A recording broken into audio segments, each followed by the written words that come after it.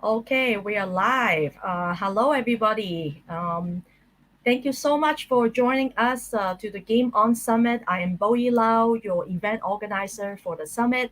And today we are having one of the most important session to me, the pitch competition. We gather, I think we have close to 30 startups applying. We did a pre event to shortlist them. And now we have the top 10 gaming, art, music, and entertainment companies joining our final, and the top three winners will get the a total of 10,000 USD cash prizes. 5,000, 3,000, and 2,000 for the top three winners, and plus a lots of special privileges and benefits of being the winners. So I'm super excited, and I'm very thankful to have five of my judges um, joining us. Number one, we have C Lock from AWS, and we have Kelly Cho from True Global Ventures, and we have Cindy Zhang from Gobi Partners. We have Charlie from Polygon and also from Lucy Blue Partners, and also James Lim from Blockcore. So why don't we have a quick round of introduction? Tell us who you are, what you do within 1 minute, and give us, including a little bit words of encouragement to our startup. Why don't we start with Silok? Yep, sure. Thank you, Bowie. Hi, everyone. This is Silok Chen. I'm from AWS Hong Kong office. I'm from a team called Startup Business Development Team. I cover Hong Kong and Taiwan markets.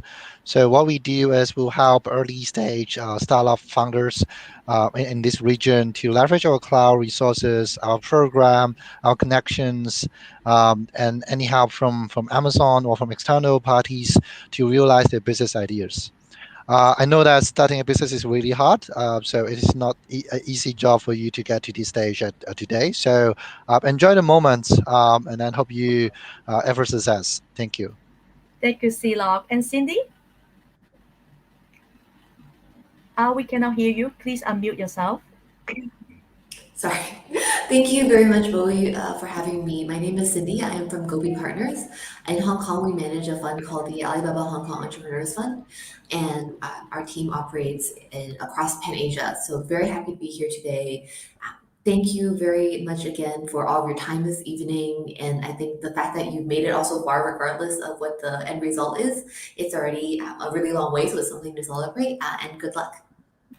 Absolutely. Being the top 10 is something you definitely can brag about. Thank you. And Charlie? Thank you, Boyi, for the invitation. Very glad to be here on the panel. So this is Charlie Hu from Lucy Blue Ventures. I've been in the crypto space since 2015, and we've been actively and hands-on investing and doing venture building and advising a lot of the blockchain project. We cover across from DeFi, NFT, and GameFi space.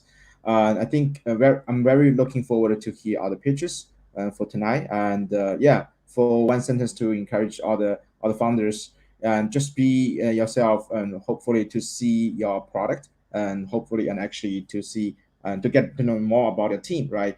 And let's see how we can help each other and support you guys. Thank you, Charlie. And James? Hello, this is James from Glowcore, and we are based in Seoul. And thanks. Honored to become a judge panel tonight, and hope you guys make a better future in blockchain space. Good luck. Thank you. Thank you. And Kelly? Hello, hi there. Hi, my name is Kelly. I'm one of the founding partners of True Global Ventures. I'm based in the metaverse today. So thank you all for inviting me. We focus on late stage companies, so Series B, Series C companies. We invest anything from $3 million to $10 million in each company, and after that we have LPs as well as partners and family offices who invest even more with these blockchain companies. We specifically target serial entrepreneurs as well as those who have blockchain or are going to have blockchain within their roadmap itself. So thank you very much for inviting me. Everyone here, I think, is a winner. Everyone here is on fire. I am sure there will be a lot of money that's going to be raining on you in the next couple of weeks, if not months. So please do your best, impress us, and I'm sure you will do very, very well. Thank you. Oh my God, I'm so jealous, man. Kelly, I love the avatar that you have. I'm not sure if anyone actually see his blank. He actually blinked his eyes, so it's so cool. Great. Um. Okay. So just to give a quick rules to all the startups, I think we have already informed you by email. Each startup will have a total of 8 minutes to pitch. And we allocated 5 minutes to do pitching and 3 minutes Q&A from the judges. So maximum for the pitching time is 5 minutes. I encourage you to finish before because no matter what, you have a total of 8 minutes. Let's say if you finish at 4 minutes, you will have another 4 minutes for the Q&A. And my lovely event coordinator, Louis, will be doing the time can. And one, I think, few tips is one, we are super strict on timing. We will not give you any other additional time because this is the only way to be fair to all the startups. We will cut you off at when the clock ticks. Okay, when this time's up, this time's up. Second is that when this is the Q&A moment, maybe sometimes judges may not have questions for you, or maybe they already finished the question. What if you have 30 seconds left when nobody's asked you a question? What are you going to do? Don't waste your time. You still have that 30 seconds. Use that time, maximize all the time that you have, and perhaps prepare one single question that you're going to ask yourself. Oh, this actually is a question that I get asked all the time, and this is my answer. That's the time that you can shine. That's the time you stand out.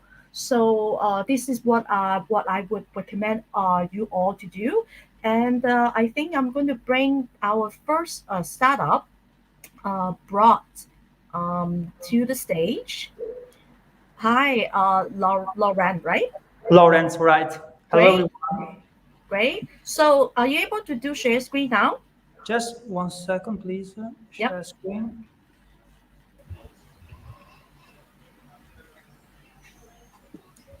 And Louis, you have the time Yep. clock ready? Yep, I'm ready. you- Just waiting for his screen to show up. Okay. Can- And can you I see- guess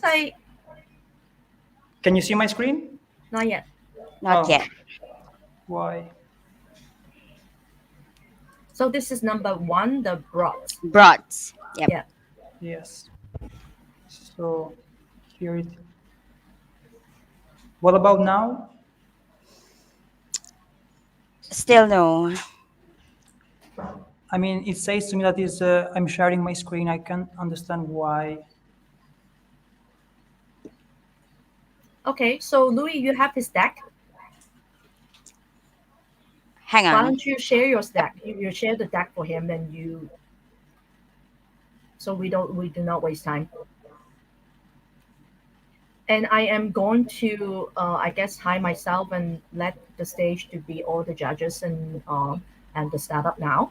But I will be watching all the time, and if needed, I will put myself back to the stage. But Can I try to enter again, to log out and enter again? Maybe it's just. I prefer not to waste time. So Louis, are you able to? Yeah, I'm just opening the. Yep. Got it. Okay, can you do share screen, Louis? Share screen. Yep. Window.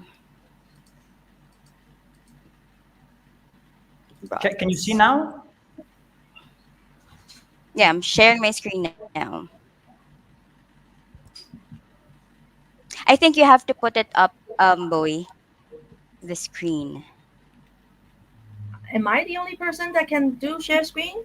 No way. Yeah, because right now I can see my screen, but it's on the backstage. Okay, 1 second.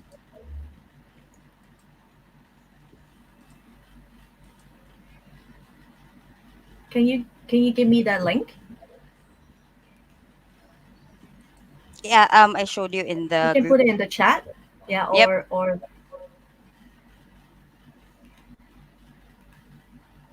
yeah. Apologies for the wait.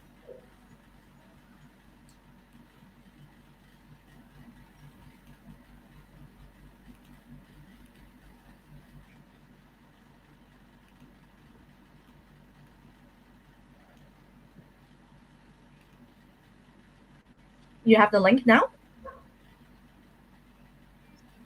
It doesn't have a link, Bowie. It's just a blank screen. I think you have to put it up on the stage. No, I need that link, right? You already have the link for me, right? So Laura, Oh, the decks. yeah, the deck. It's the link in to the. the deck. Yep. I'm it's not in able to the open it. Excel. I'm not able to open it.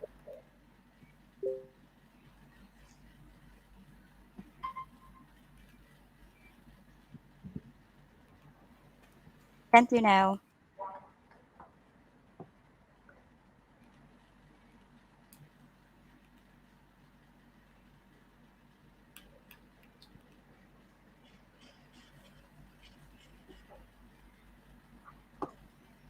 Where did you send it to me? On our GC. I will share it here as well. There, in the private chat. Okay.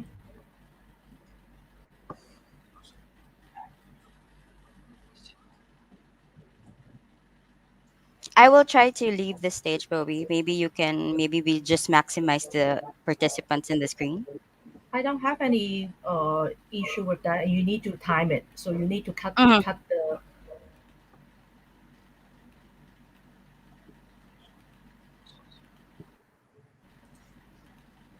There. Okay. We can see it now. So Yep. Rods, can you see okay. it? So yeah. Yep. Now your All right. time start now, right? Yep. Time starts now.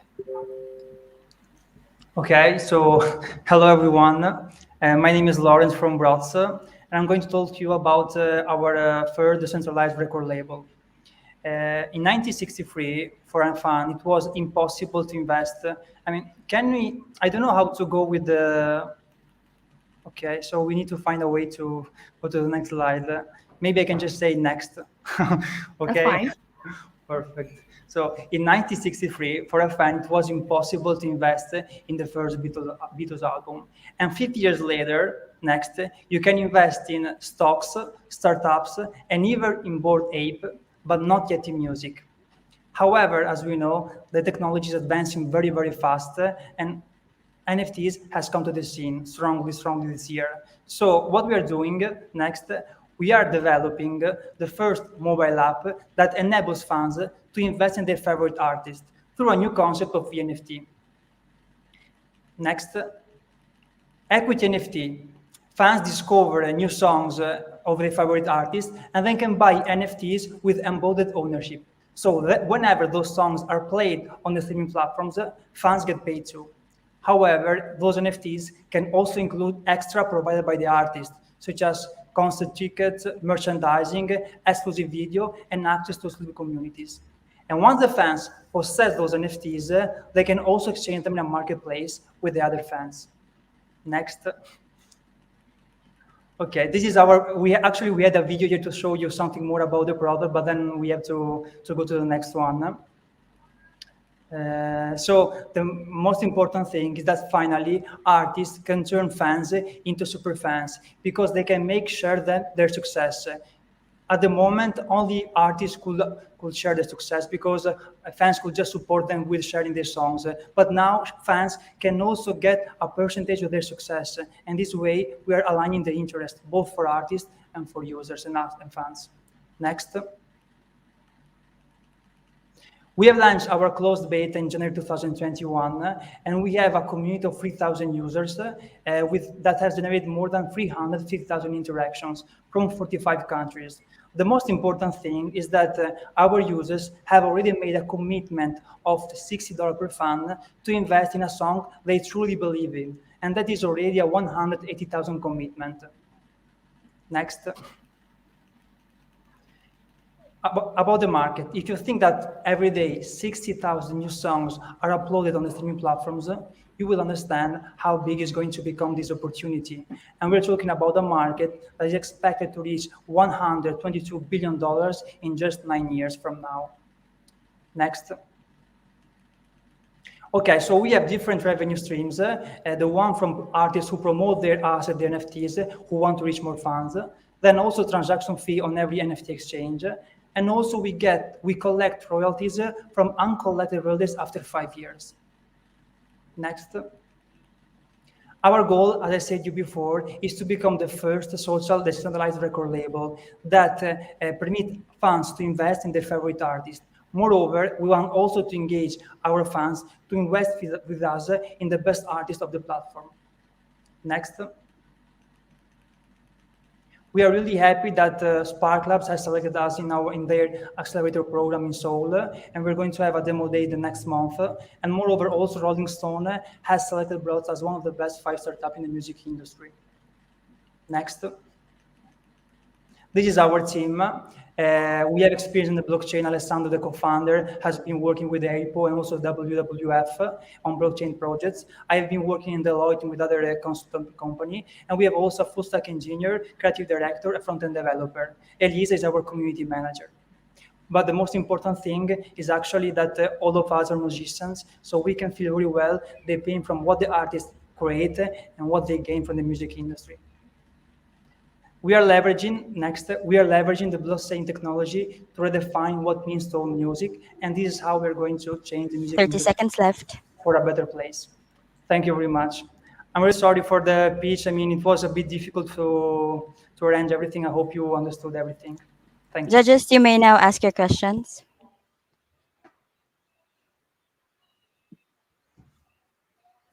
Judges, please ask your questions now. Hello. Hi, Rong. Can you share with us some of the artists that are already on the platform? Who are they and how are they using it? Yeah, so Brods was born. I just want to say one thing. Brods was born to help emerging artists, like undiscovered artists, to reach more fans because it's very difficult for them. Our fans, while they were discovering new artists, they have told us, I'm sure this artist is going to become great. I'd love to kind of benefit from that discovery. For this reason, we have introduced the NFT technology because this is the right moment that fans can discover an emerging artist and benefit from their success. So the question is, at the moment, we have only emerging artists, but because this is the point, we are permitting them to reach new fans, and fans can invest in them since they're early and gain from their success. I can tell you some names, but probably you don't know them, like Drew Thomas, and Nicholas, and other artists. Thank you for your question. So thank you. Just thank you for the pitch. By the way, very curious on how you want to build your NFT minted on which blockchain and how the technical layer is getting implemented. I don't see that details. Yeah. So in this moment, we're working on the Ethereum blockchain, but we know, I mean, as everyone knows, that it has problem with the scalability. Maybe also the update will not have that. So we are also trying to understand other L2 or also other blockchains that can help us. We can integrate. In this moment, our team is working on the Ethereum, but we know that we need to find some other solution if the community of Ethereum will not permit us to scale this technology. Okay, we can chat separately about the blockchain side. Yeah. Okay. Thank you. Yeah, one more thing. Okay, please. Hi, Lorenz. Silok here from AWS. So a quick question about, beside on being as a first in the market, so what are the other advantage to compete with your potential competitors? Because I see that technically that's nothing, that's not a very high entry barrier. So how will you tackle if there's a new player enter to the markets?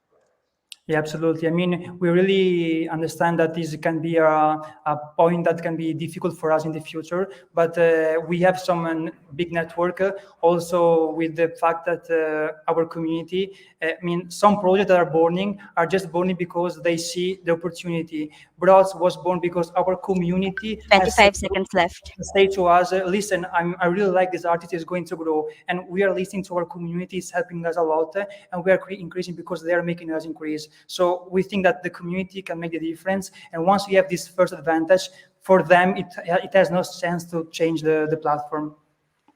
Got you. So you mentioned that you have a big network. Can you be more specific, like what network do you have that can enhance your community? Time's up.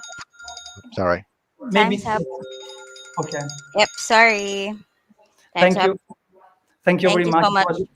Thank you. Bye. Yep. Next, we have Dreams Quest.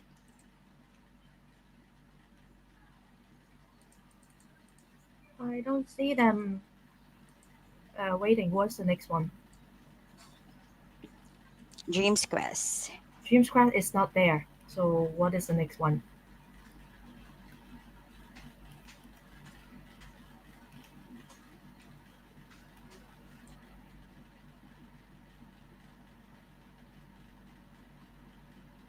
Judges, you can finish the score for the first startup. And the third There. one is the Lumiere project, right? I don't see them either. Yeah, I think we're getting traffic right now, so they can't join. So Steve is joining right now. Can you see him now? No, I don't see them.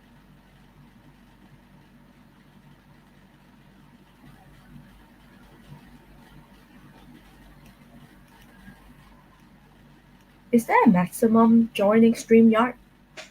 Yes, I think there's a maximum. They are showing me the screenshot that they cannot join. It's full.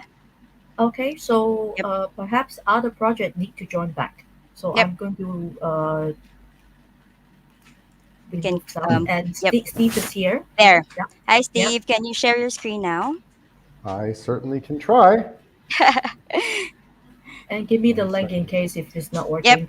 Yeah, I sent you the share drive for all of the decks, Bowie.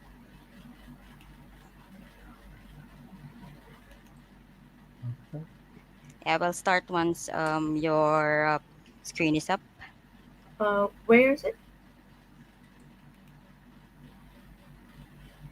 You see it? Is that this one? Yes. There, Your time perfect. It start is. Your now. timer starts now. Okay, one second. Thank you, everybody. My name is Steve Good. I'm one of the co-founders of Dreams Quest. I want you to imagine that you dream with your eyes wide shut and that you explore the lands that do not sleep. When you're awake, you're living in a dreamverse, but in a real, when you're awake, you're actually living in some sort of a different world. But when you're dreaming, it's when you're in a dreamsverse, another universe, another place where a lot of things can happen and a lot of adventures await you. Dreams Quest is an RPG and PvE game using NFTs as in-game cards. The way we have set the game up is that it's a play-to-earn game, but it's free to play. We are following all of the standard dynamics of the way games work in the real kind of gaming space. And we've made this game so that anybody that first joins can get a free deck of cards. They're then able to participate in a number of tutorial quests where they learn how to play. They can get some free loot. They can get some free coins. And then off they go to explore the universe. There's a number of other cool features, such as being able to rent your deck to other players, including to professional Twitchers. And when you rent your deck out to these players, you're able to actually get your cards written showing that they were held by those players for a period of time and then come back to you, which makes the cards more valuable from the standpoint of ownership. There's also both single and guild play. And now let me tell you about the game. So imagine you've joined this game and you want to go on a series of quests. And as a player, you can go on a quest on your own or a quest with others or participate in events. But as you go through this universe and you find these quests, you will also discover that there are many things you may find along the way, such as loot, new cards, rings, weapons, scrolls, potions. And as you pick these things up, you'll discover that your inventory starts to get too full. Now, of course, in the world of crypto, we love to have as many things in our wallets as we can, but in a game, we have limited inventory. So that means we have to deal with the possibility that as we're playing through the game, we may have to drop things along the way to pick up new and cooler things. But it is like an upgrade. I might have to let something go that's really cool, but I get something even cooler. So maybe that's not so bad. So the choice is yours, what you do as you play in the quests and the events. There's also tournaments And there's also ways to provide tribute to professionals. And as I mentioned, also ways to rent your deck, but I'll talk about that in a second. Now, what's also quite exciting about an RPG experience is the things that you can do with markets and taverns and forges. So as I mentioned, that as you collect inventory, you may have to drop items. But if you find cool items, you can also forge them. You can create new spells. But more importantly, what makes the game exciting is for people who may not want to play the game, but would rather run a marketplace, a shop. So within the game, we are enabling people to buy land. They can rent the land out to others, or they can build their own shop on the land. And of course, like any shop, it also has a limited size of inventory.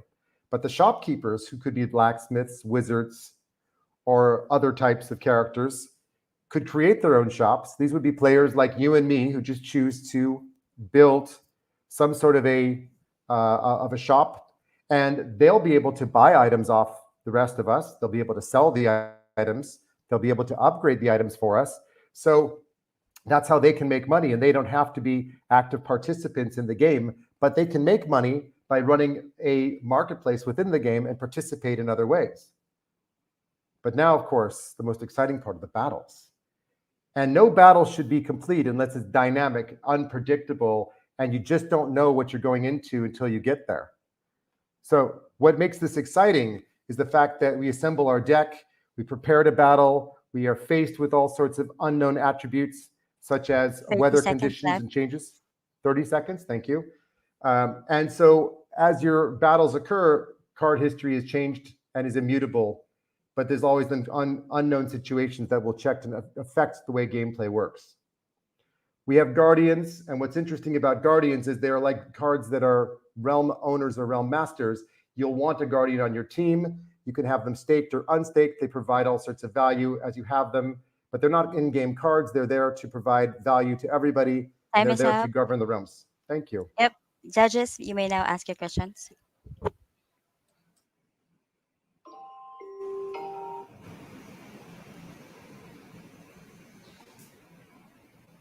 Thank you very much. This is Cindy from Gobi. Can you walk us through a little bit about the game economics? Sure. So if you think about like playing a game, normally like, any of these downloadable free-to-play games, I mean, which aren't really free because you have to pay for something. The same kind of mechanics work in the sense that you'll be able to find items, find gold or other resources. And so our game is designed with a number of resources. One is our own token, but other resources that'll be used for things like forging an item, creating potions. So people are able to do a lot of things in terms of going on quests and earning, but they can also spend the tokens or spend the resources in game to upgrade items, to create new items, trade items with other people. So as you'd expect, like with any kind of a game, if you think of like a Diablo experience, the whole idea of being able to walk around the universe and experience things, you find things along the way. You've always got, an inventory, but the inventory also has a limit. So the game works in a similar fashion to that in terms of having inventory, but it enables you to, collect cool items, upgrade them, and then sell them on or trade them with other people. So there's always kind of these in-game activities going on. Plus there's tournaments, so people can, pay to enter the tournament, but then winner takes all. So there'll be a lot of, events, different types of seasonal events, Easter eggs, and that kind of thing. So there'll always be things happening that keep people engaged and involved in finding ways to earn. Thank you. I'll see if the other judges have any questions. Sure. Hello, Steve. Could you please explain more about your art team? About my what? About the art team, design team. The arts. Sure. What Yep. would you like to know about the art team? Like their how many people and their backgrounds? Yeah, so we've got 4 professional artists that are, they just do artwork for a living. They do art, graphics design work, 2D, 3D. And we've also got a team that we've 30 retained seconds that's also left. creating our video, which is a 3D video. It's a short promo video, but everyone on the team, that's their professional backgrounds have always been in graphics design, not in crypto. And they're continuing to evolve and develop more, and we're hiring more designers and developers as well to expand the universe. Thank you. Thank you. I love the Kelly Chu Doge dog, by the way. Time is up. Thank you, Thank Steve. you. My pleasure. sharing. Thank you, everyone. Thank you.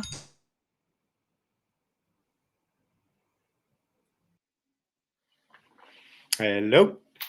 Hi, Patrice. Please share your screen. Hello. Can you hear me?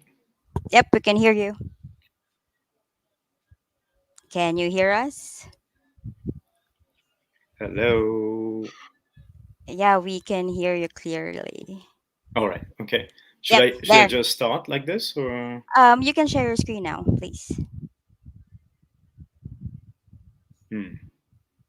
Yeah, there's a share button. Can you hear us? Can you hear him, judges? Yeah, Yes. great. Yes, we can hear you.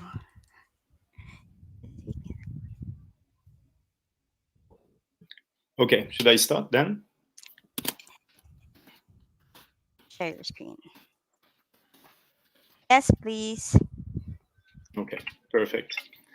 All right. Okay.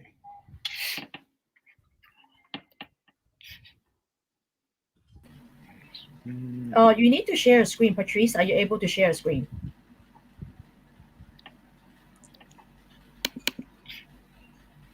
I think he can't hear us.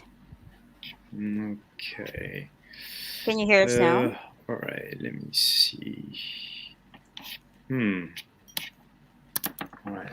Don't seem to be able to share this though. Hang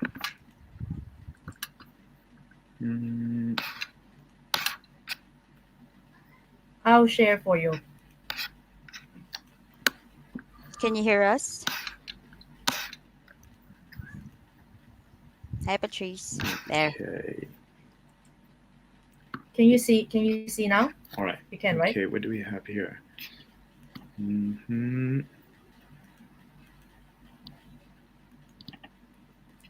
Right. That's fine. It appeared now. Okay. So I guess everybody is able to see this. Yeah, but I cannot go down. Okay. Let me start, I guess. Hold on a second. I'm So not able let me to go take you down to the on a page. journey with Lumiere looming, which is shining a different light on the entertainment industry Patrice, by I am making the not able trusted to. marketplace for safer Patrice. entertainment investments. And the Patrice, reason why we're doing this is because transforming the entertainment investments is actually because we have skin in the game. You know, I've been in media for the past 20 years, and a lot of people in the team have been as well. I was on this film that you can see here. I brought investors into projects, and sometimes they got their shirts burned. And the reason for that is because the pain point we're solving at Lumiere is that 80% of entertainment investors lose their money on their investment, which drastically limits the amount of investment available in the sector, but also makes that 90% of the content producers find it difficult to finance their projects. As a result, as an audience, there's a lot of content we do not even get a chance to see, and tens of thousands of jobs are at risk. So what we do at Lumiere is we provide a safer access for investors to a $400 billion industry.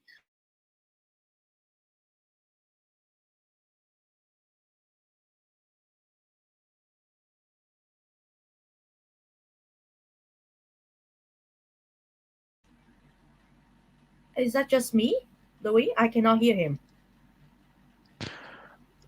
Now I can't hear him. Can you fix your audio, Patrice? He muted.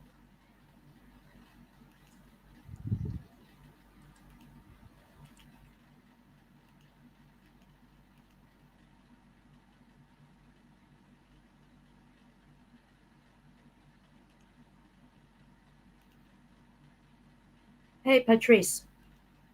Patrice. Patrice.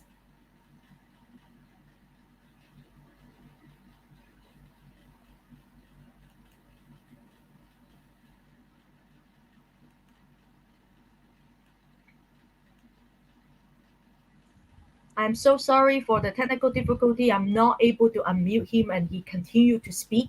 So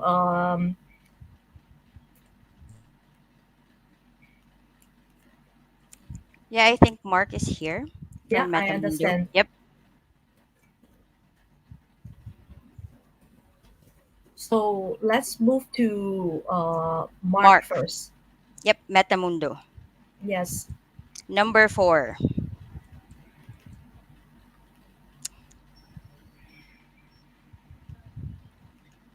And Mark, Hi, are you Mark. able to?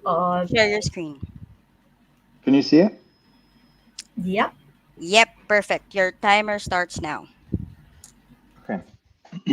Hi, everyone. I'm one of the co-founders of Metamundo, the first 3D-focused NFT marketplace where 3D creators can mint, sell, and license 3D model NFT collectibles ready for use across the metaverse, games, and VR.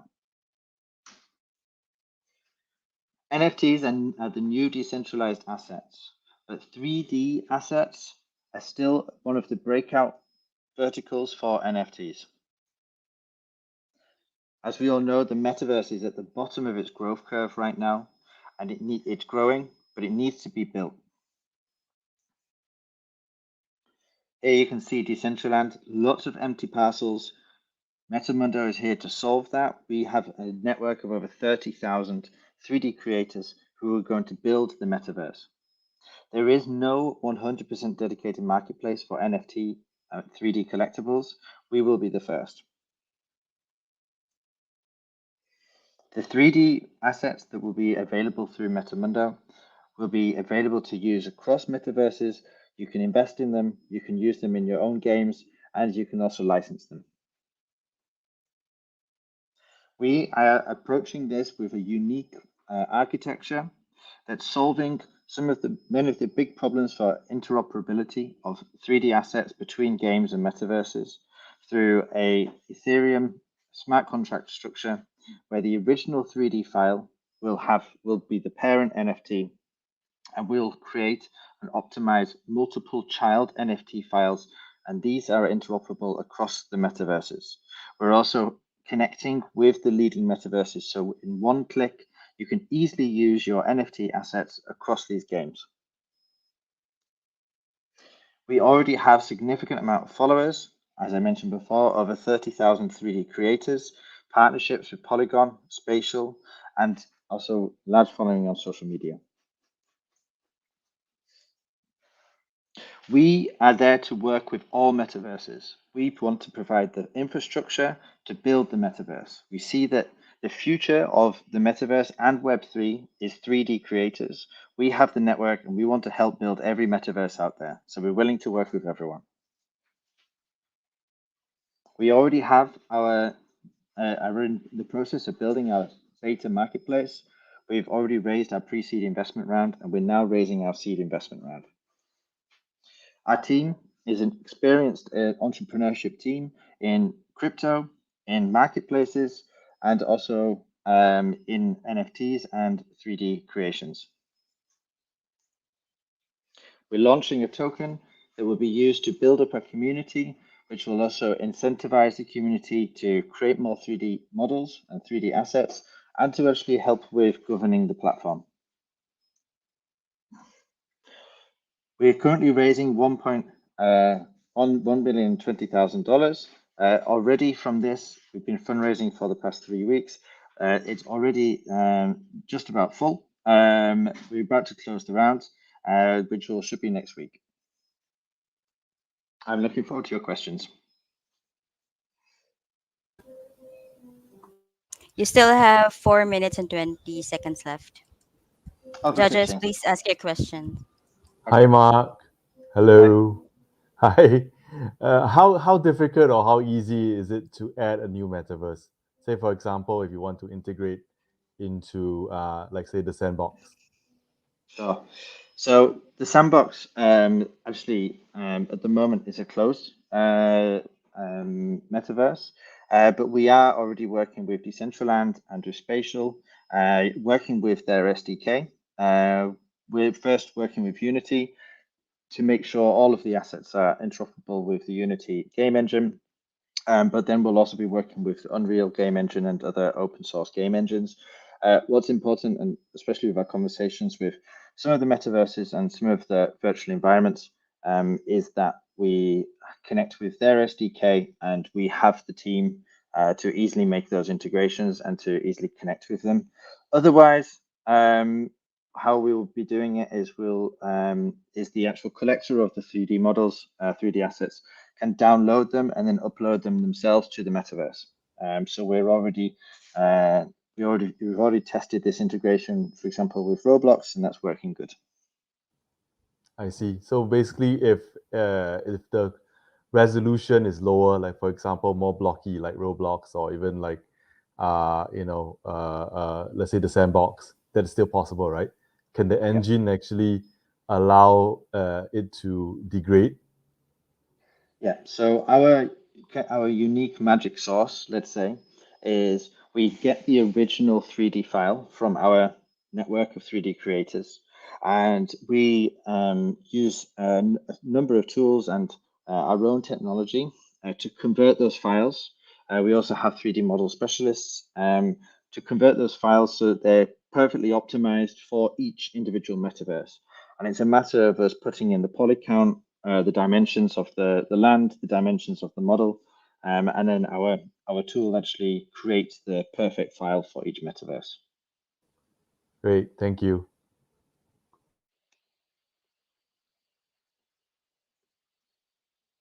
You still have 2 minutes left. Judges, you can still ask your questions.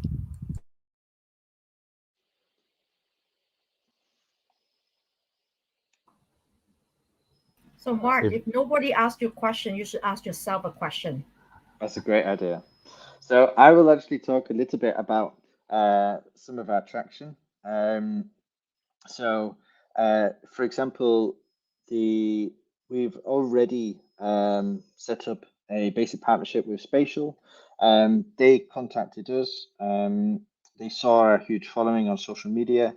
They have seen that, and we already have spoken with many investors, and they say we are going to be the first 3D NFT marketplace that's solving this core problem for metaverses and games. So Spatial contacted us, and they want to work with us where users of Spatial will log in to use their tool, and in one click, they'll be able to use the models from our 3D creators on Metamundo. So that's a partnership we're already working on.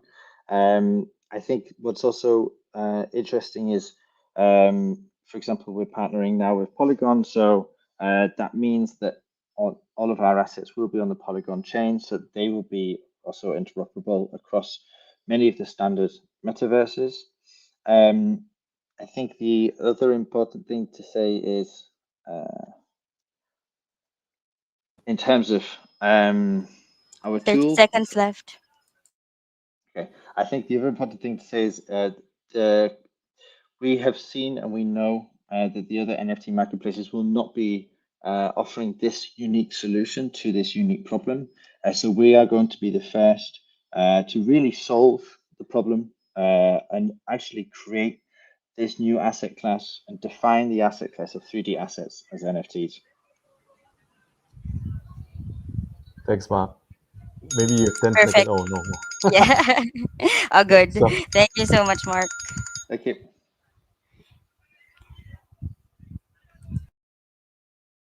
So we'll be having Patrice, number 3, Lumiere Project. Hello. Hi, Patrice. Can you Yeah. hear us now? I can hear you, but can you hear Perfect. me? Yep. Yeah, okay, brilliant. Okay, let me share the Yes, screen here. yes, please. What I'll So do you is- have 7 minutes. Yeah, I won't necessarily share a full screen because otherwise it seems like there was a technical issue earlier. So let me do it this way. All right. So let me take you on the journey with Lumiere and Looming, which is shining a Timer different starts now. light in the industry. Oh, sorry. Yeah. So as I said, we got skin in the game in the sense that we started in media 20 years ago as part of this film. A lot of our investors have lost money over the years, not because of us, but because the pain point is that 80% of entertainment investors across the board lose money. That limits the pool of money that goes into the sector, and 90% of the content producers find it difficult to actually get their projects financed. Well, as a result, as an audience, we are also limited in the content we can see, and tens of thousands of jobs are at risk. Now, at Lumiere, what we do is we facilitate access to this $400 billion industry. It's based on a PhD research and a published book. We have a three-pronged approach to this, looking at commercial risk with commercial solutions, in which we flip the entire entertainment industry upside down by creating a disruptive new collectible model where we test the cinematic IP before we put money into a film. So essentially, we manage to promote the film before it goes live and even before it goes into production. And in a sense, we then, when it's in production, make sure that every penny from the investors goes on the screen. And this is a prototype we've done with HKSTP called LMS, which is an acronym, an anagram for Melius, which is an early and silent cinema film pioneer that did the trip to the moon. It provides a live audit service, which in this day and age is absolutely crucial because people cannot jump on a plane to go and check a set. They have to do it remotely, and they need immutable, reliable data to do this. That's what we provide. We have a liquidity solution. We have a proof of concept with it. With FilmFabric, we essentially tokenized the first film out of Hong Kong called Papicha, which was nominated for an Oscars by Algeria and won 2 César Awards last year. I will pass on the competition, but basically nobody has a three-pronged approach like us. Now, we have a very easy revenue stream to remember, 1, 2, 3. 1% for LMS, which is a traceability device, 2% for any of the finance that's booked through our platform, and 3% for issuance fees for tokens and NFTs and ensuring trading. The project value per film on B2B is 50 to 100,000 with signed projects. 5 projects on board is that we are a diverse team. I'm coming from finance and research. Alice is a transformation expert for the Italian government. Diego is a serial entrepreneur who is a mentor for the Founders Institute of San Francisco. Charlie is the very man who tokenized the first film ever. And Gareth was the director of technology for Imorgo. Frederick is a serial financier for Brown Capital. Now we have great backup in terms of media support, technological, gaming, but I will focus on Aaron, who is one of the co-producers of Iron Man 3, Pacific Rim, and Marco Polo's series. So no shortage of content here. We have strategic partnerships with Rolling Stone and Variety, 15 million people who can be converted into NFTs, technological partnerships, as well as media partnerships. And we 30 seconds were left. sharing the cover of BlockCon recently, and we're going for a full page Forbes ad on Forbes Europe next month. So I will finish by the fact we have traction, like the immersive show of Amelie, which is celebrating its 20th anniversary, the official biopic of Ethereum coming out of the Infinite Machine. We're looking for 3.3 million in 3 milestones. We're happy to give you more details about it and answer any of your questions. Thank you very much for giving us Time's this up. opportunity. Yeah, perfect. Judges, you may now ask your questions. Hi, Patrice. Thank you for the pitch. Curious about your token usage. And also how does your future growth plan look like? Can you elaborate a bit more? Sure. In terms of, are we still sharing? Yes, we are actually. Perfect. Well, the token usage is 3-pronged. I mean, with Papicha, it was essentially a security token that we issued, right? But it was with accredited investors. We did a KYC. In terms of the NFT, if that's what you're looking for, let me show you actually a couple of slides here very quickly. Yeah, here. Okay, here you go. So let's imagine, so we're in talks, but we don't know yet whether this is going to happen or not, but with Animoca Brands to see if we can get in games as well for promoting films. But in this case, when an NFT is issued, what we issue is not just a poster or a picture. It's the equivalent of a loot bag, you could say, but with a premiere ticket connected to a possibility to access a game, which is play and earn, type of game. And then eventually you also get a breakdown every time the token has been issued and been sold back. So that's broken down. Obviously, the artists get the share of the lion. Let's say if we're partnering with Animoca, they will get a certain percentage, and we do as well. These tokens essentially would be collectibles that would be rare. We are not planning to issue thousands of them. there will be only, even there's a film where there will be only 3 tokens. These tokens will give you access to a challenge where you can actually have dinner even with one of the top stars. Does that answer your question? Yeah, that's Yeah. great.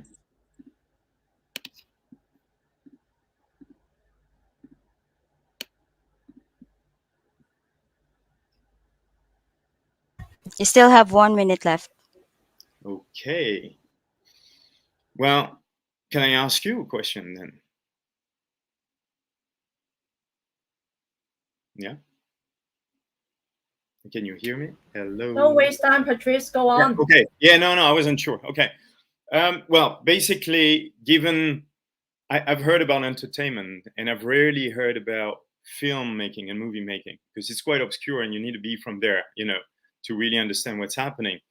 But do you think actually we could connect, and how 20 seconds left.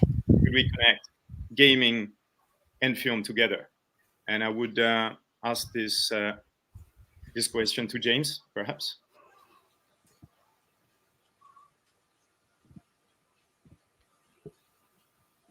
All right. Time's up. Thank you so you very much, much. Patrice. Okay, thank you very much. Bye-bye. Bye.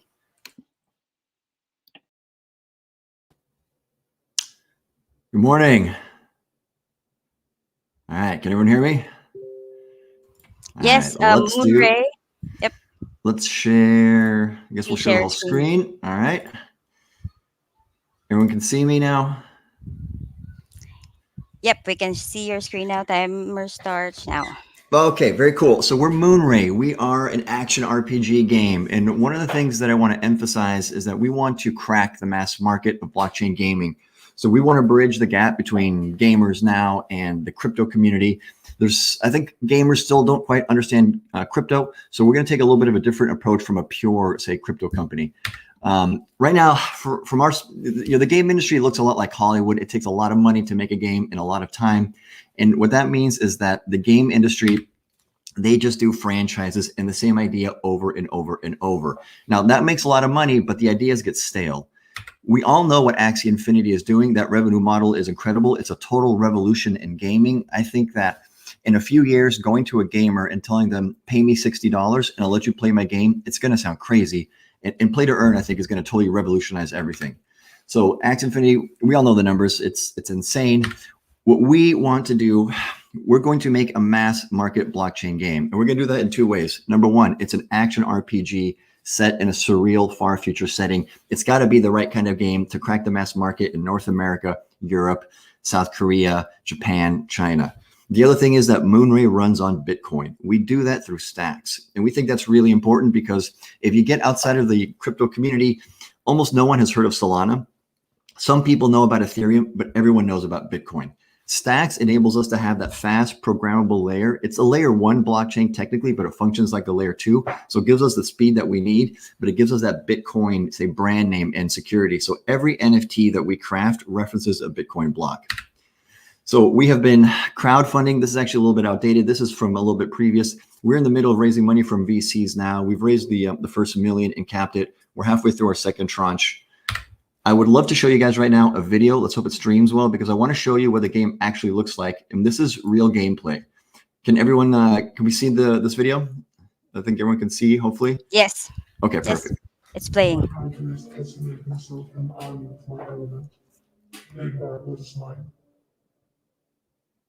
Bring the element under my control, and I will make you king.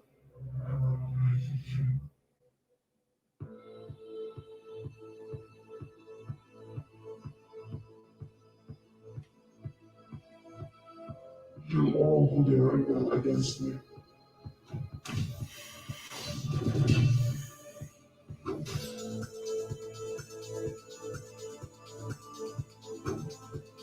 Do not fail. I made you, and I can destroy you.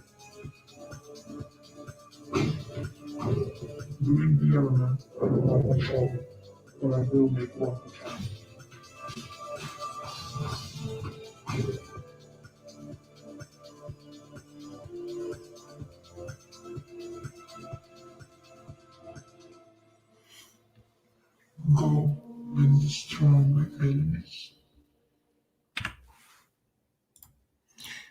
Okay. So, that's real gameplay. I want to emphasize that we have a playable game. Our roadmap is we're going to launch it Q1 on Steam. That's going to be the single player, the beginnings of the single player campaign. And then over the course of next year, we're going to be adding co-op and multiplayer and scaling this into a true MMO RPG. But we want to do it with community engagement. We want to do it with the fans telling us how to develop the game. So one of the things that we do is we do a lot of algorithmic generation. This is an example, for example, of a purely algorithmically created character model. This is an example of the kind of NFTs that we're going to be dropping. Our first NFT drops are going to come this year. It's going to be a mix of characters that we design and also working with these designer artists. So one of the things that we're going to do is it's not always Moonray doing an NFT drop. Sometimes it's a designer. So it's going to be like a limited edition designer series of characters with all these great NFT artists. We are releasing our white paper now. We're actually working with Republic Crypto on that. They're the ones that did Star Atlas, which I'm sure you guys know. We have our own PhD economist who's going to do the first draft. So we'll have a white paper that we can share with anyone. We're going to have a dual token economy with a monetary and a governance token, an in-game forge, and then eventually a multiplayer city that will serve as the multiplayer hub with land sales. Our economy is going to be very open. We're going to open this up to the modding community so that we get lots of great ideas from everyone. We think that when action RPGs really fully embrace blockchain, the market is going to be absolutely massive because the sales from a typical action RPG are just enormous. And that's the market we're going for. We think it's going to be at least $150 billion a year in trading volume in the action genre on blockchain. So we are launching the game Q1 next year. Time is up. Judges, right. Please ask your questions. Hi, Rodrigo. Hello. Hello. Can you share with us a little bit about your team? Yeah. So we are. All right, let me get out of this. So we have been developing this for 2 years. We're fully distributed. Our team is all over the world. We're really a game development studio, and for us, blockchain is the fuel to build a big community. So we're very focused on making the right game and making a really good game because the game is the core product. Without a good game, the tokens have no value and the NFTs have no value. So our team is in Europe, they're in Asia, they're in Australia, they're in America. We're all over the world. We're 15 people total, including contractors, but we're scaling rapidly. I think that we're probably going to be at 30 to 50 people by Q1 next year on the game development team, not counting the blockchain team. Roger, can you talk more about the go-to-market strategy? How you want to plan to do the NFT drop and also the product launching? Yes. So NFT drops are going to be happening outside the game. Ultimately, we want the blockchain to be invisible. Oh, can you hear me? Yep. I can hear you. Can you hear me? Yep, we can hear you. Okay. So ultimately the blockchain should become invisible, but initially we're going to be doing everything, outside of the game. So we're going to be dropping NFTs on the Stacks platform and probably on some Ethereum marketplaces as well to bridge the gap between Ethereum and Stacks. Once we launch the game, that's going to be a Steam release. So we're going to launch it on Steam, which is where all gamers go. And the game is going to be free to play. So you're just going to be able to download it free on Steam. There's not going to be any crypto in the game initially so that normal gamers can just play the game and have fun. But if you're more on the crypto side, go to our website, and that's where the marketplace will exist for trading NFTs and converting, tokens into NFTs. There's a negative image right now among the gamer community about NFTs and crypto. And so we want to be careful with that. I think that attitude will change over time. Maybe it takes a year, maybe it takes 2 years, but still people don't really understand what NFTs are, and we don't want to turn away the mass market. So we want to get established, have gamers playing it. If you're on the crypto side, come to our website. You can do your trading there. If you're a regular gamer, just download on Steam and play and have fun.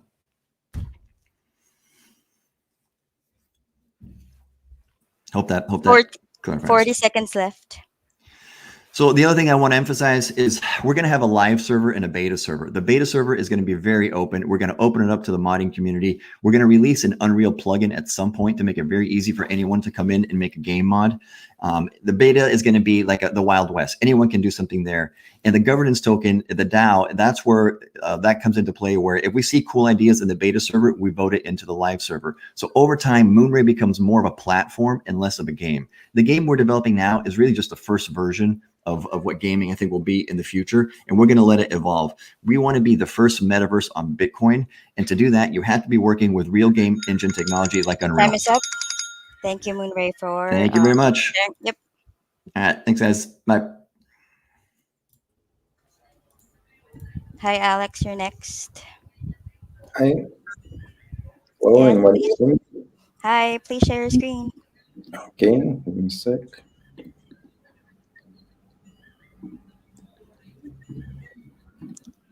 Do you now see my screen? Yes, yep. Timer starts now. Yeah. My name is Alex. I'm here from Envelope Project. We build a flexible cross-chain tool for the whole NFC market from different niches, from games to liquidity transfer and tokenizing of payment channels. And here I'll focus on our game abilities that we can enrich the market. So how to make your game NFTs economically viable? Just wrap. You may ask for what should we do it. So we can enrich any NFT with new abilities for game mechanics, advertising, making decentralized bets, earning income, paying on-chain royalties, and realize rental abilities without any pledge. So we just take any NFT from the market, we wrap it on our protocol. There we can form a collateral. It can be composed from tokens, native coins, off-chain. In current release, we can work with 721 format NFTs. During several next 2 or 3 months, we'll add 1155 and ability to put inside collateral other NFTs. So they can be possible hierarchic system or multiple wrappings. So after we form collateral, we can make it static, where just we wrap assets and use it in game or trade it. Or we can make it dynamic, that on every transaction, our collateral will grow and royalties will be paid. This can form a rising solution for the price of NFT in essential way. And there we can form also smart conditions for wrapped NFT with assets. It can be time lock, until which we can't unwrap, event lock, it can be game, blockchain event, or outer world event.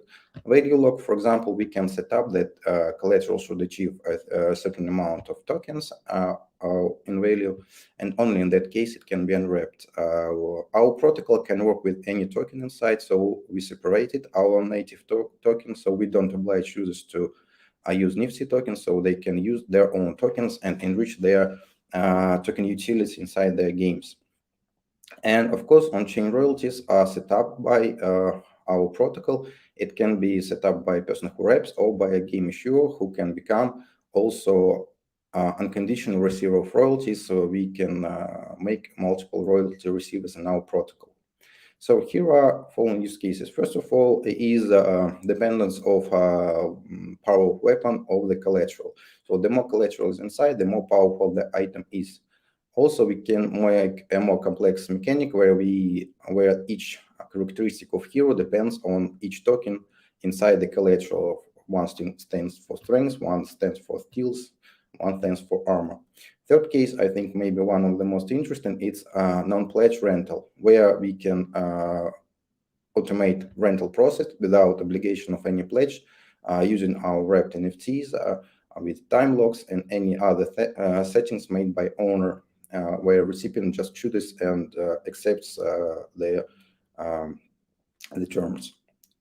Fourth case we see is a kind of advertising where we can drop inside these collaterals tokens when we have new events, new products. It can be used for cross-marketing, where we can intensify our audience. Fifth case for us is gift boxes, which can be also connected with from the collateral, so that the player has to pass a progress, and then only he achieves the amount of collateral, and then he can open this gift box. We've been audited by Certic, our token contract, and protocol by Smart State. Here how looks our current front end. We are now on blockchain of Ethereum, Binance, Matching, and Polygon mainnets. In process, Vax, Avalanche, and other chains and further plans. So what we bring to games: new mechanics based on collateral, non-pledge rentals. We can set up any economics for any in-game item, so it's very useful in blockchain sphere. And of course, we can offer to the owners, creators, game issuers, on-chain royalties, which 30 seconds left. Transactionally, and never mind where the transactions are made, you will get this income. And important thing, we provide devaluation protection due the collateral, which can grow and become as a flow basis of token. Here's our core team in crypto for several years, also past 3 years. And here are the list of our current partners. Also, we accomplished our first integration with NFT Time stores. is up. Yes, judges, you can now ask your questions. Hi, Alex. Hi. You gave us 5 use case just now. Which one do you believe is the biggest one and why? On my side, so maybe a rental case could be the biggest one because it will open secondary market for it, and we can solve the main problem of pledge. We now cooperate with Or Digital. They create their marketplace for rental for in-game items, and yes, it's truly the problem to pledge 10k USDT to take an item to play for 50 USDT for 1 or 2 days. So when we solve it, it can become a big thing, and we have confirmation not only from them but several artists. It's not only about the games, but any NFT item we can work with. So it's no difference for us which metadata is connected to this NFT. How big do you think the market opportunity is? If to say correctly, we didn't count it, but I think that it can be comparable to the first-hand market. So secondary market is even bigger if we look at trades that are made with current assets. So we can look at these measures and just imagine how large it could be. Thank you. Yeah, you still have 1 minute and 20 seconds left. So if to say about our go-to-market strategy, we are focusing on B2B integrations. We get partners with whom we work on the white label scenario. We just give them our tools and work on revenue share model. Also, we are closing to close up our fundraising round, so there's a bit space left, and then we are heading to hold an IDO in the end of October, and then develop through different chains and to cross-chain mechanics. If we short about medium and short-term aims, it's about games and metaverses. If we say about long-term aims, we focus on tokenizing of payment channels and working with liquidity. Also, we got confirmation by 30 seconds left. Which we saw in the beginning of September that we are heading the right way. So he said the same concept that we've been all working on for half a year. So it's I should mention that it's flexible and useful tool for any sphere, not only games but any NFT sphere we can use. Thank you, Alex. You mentioned you're closing around soon. How much are you raising? In total, we raised. Sorry, time's up already. Now raised about 2 million. Thank you so much, Alex. Thanks. Thank you. Thank you. Next, Place War. You may now share your screen. Hello, everyone. Can you hear me? Hi. Yep. Hi. Yeah. Hi. Let me Please go share your ahead. You cannot see my screen. There. Oh, We can see it now. All right. Timer starts now. Yep. Okay, so here's Place War. We are not a typical play to earn game. I'm Myrtle from Manila, Philippines. And of course, the virtual canvas worlds await. And we are not just a typical play to earn game. So, what are we solving? The lack of gameplay. Of course, I'm a gamer myself. My family is a gamer as well, ever since 10 years ago. So what if, of course, what we're going to solve is, of course, the retention as well when it comes to the frequency when players are going back, not just for them to be mandatory in playing and earning at the same time. We don't want that to happen. The lack of social bond, we're going to do that as well. We're going to solve that, and we're going to be a social GameFi and an open world as well. There's no incentive for creation in other play to earn games out there. And of course, the players stuck in one blockchain, and we are the first play to earn multi chain that's going to be used by the NFT bridge of Boarding DAO. So you can see our art style here 2.5D, P2E, NFT, and social game. And our game is actually artillery shooting, and it's not the typical card game that you can see out there. And what makes us different is our map. So we're going to collaborate with all of the artists, not just gamers, but of course gamers, artists, as well as blockchain enthusiasts for them to check it out. Social GameFi at its best, and of course, it's a three-wave NFT bridge. When it comes to the internet culture social game metaverse, if you're familiar with our place, if you're familiar with Gunbound, that's what we're actually going to do in Place War. You can see here the play and create to earn that we have. So the battle to earn, craft to earn, create to earn, predict to earn. So the battle to earn is the typical ones that you can see in Axie Infinity. The craft to earn is well wherein all of the people can definitely craft and then of course sell it in our marketplace. When it comes to the create to earn, every season we're going to have a creator reward for the best masterpiece out there in the pixels reward system that we have, and the predict to earn as well. When it comes to the predict to earn, we have an in-game tournament already inside, which you can definitely bet for yourself if your team is definitely the best. So here's the logic that we have when it comes to crafting your own tanks. Of course, you need to upgrade for you to be able to be better. And of course, the Gunbound series before way back in 90s, we're going to bring it back. These artworks that you can see, you can definitely smash that. The map that we have, you can definitely go ahead and strategize for the enemy to fall. And of course, we have different types of tanks as well, equipments for you to be able to upgrade. We're going to be a dual token system, which is place and gear, and you need one blueprint for you to be able to craft. We have 3 versions when it comes to the battle modes. PvE, it's going to defeat becoming to, of course, battle with the bosses, the PvP, and of course, the guild war that I mentioned.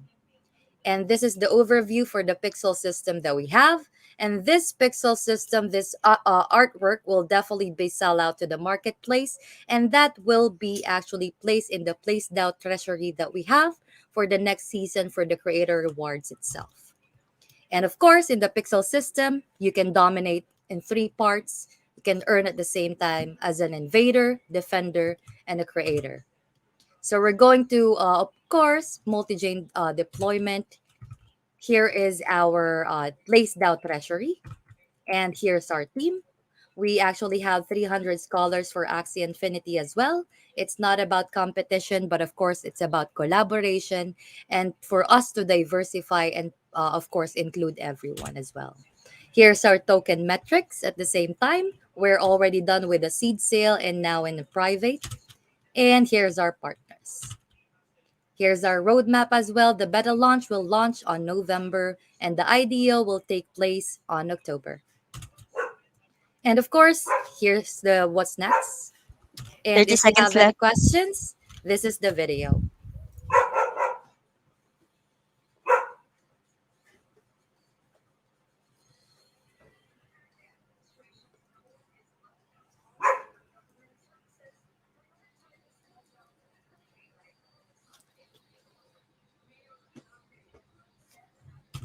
And this is the pixel system, which you can see. The Placidonia map will be like this as well. Time Thank is up. you. Yep. Judges, you may now ask your questions. Thank you for the presentation. Very nice game. So, is it going to be on HTML5 or mobile game on Android? We're still considering, of course, it's gonna be released Q1, January, and of Okay. course, we're going to implement. Of course, everyone have mobile phones, and of course, we're going to deploy that. We're still in talks with the game developers for that. Okay, just one more follow-up question. How do you plan for the NFT drop? Is it going to be the weapon system or those tank characters? We're going to have an NFT sale on October for the tanks. The tanks. It will be the tanks, not the equipment. So it's gonna be an NFT, like a mystery box, that's gonna Okay. take place also in an IDO. Awesome. Thank you very much. Thanks. Any more questions, guys? 2 minutes left. Hello, hi. Hi. Hi, that wasn't me barking, but Quick question in terms of the gameplay, right? Yep. Is it going to be one-to-one battle, or is it multi? Can it be multi-side battle, like 3-on-3? 3v3. 3v3. You need 3 tanks for you to be able to conquer the battlefield, and also 10v10 for the guild war that we have. But this 3v3 and 10v10, is it 3 different players, or the same player with 3 different tanks? Same player for the battlefield, and for the guild wars, it's gonna be different people. I see. So massive, a little bit of a massive multiplayer. Okay. Yeah. Cool. Can you tell us a little bit more about your team's background? Oh, the team background. We're here in the Philippines. I'm also the Philippine woman in blockchain. Of course, I'm here. I'm the only girl here, and I want to empower all of the women and youth for them to enter the blockchain space as well. And the game developers are actually in Taiwan and here in the Philippines. Thank you. 40 seconds left.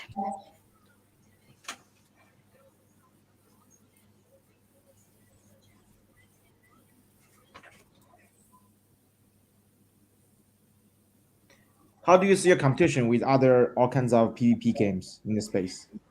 We don't want to compete, but of course, we want to collaborate because collaboration is the best, and also the community is our priority. Thanks. Yeah. Thank you.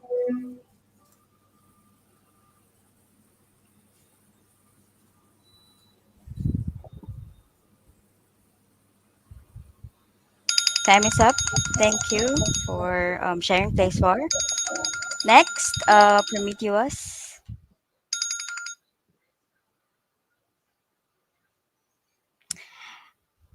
Hi. Please share your screen. Yep, we can now see your screen, but we can't hear you. Are you Is there? it is it okay now? Yep, I can hear you now. Timer starts now. Okay, hi everyone. My name is Kevin Penn. I'm the BD director of Metagame Arena Studio. Our studio, our team is spread across the continent. I'm in LA, California. Right now it's early in the morning. And our studio is a mobile game and web game developer with proven track record of success. And this is our first on-chain strategy role-playing game we're working on called Prometheus. And our team consists of experts from both gaming and also blockchain industry. We have been seeing a rapid growth into this space, and we project the on-chain simulation RPG game, the market's total to be $10 billion by 2023. So here we are trying to get in now, getting early. And Prometheus is a game incorporate the methodological system from both the Eastern and Western oral, and all this system will be collected and compete in the game. We have an excellent gameplay and a play-to-earn economy system. The game will be playable on all 3 terminal, PC, mobile, and web. It is a war chess game that incorporate the turn-based cards and role-playing game element. So basically, a player will buy a battle card to fight and then win the game and win the in-game token, and then they can combine.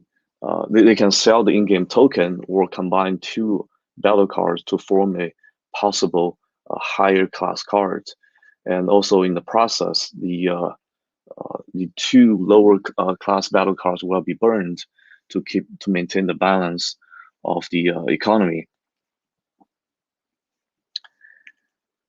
And also the game is featured in PvE and also PvP.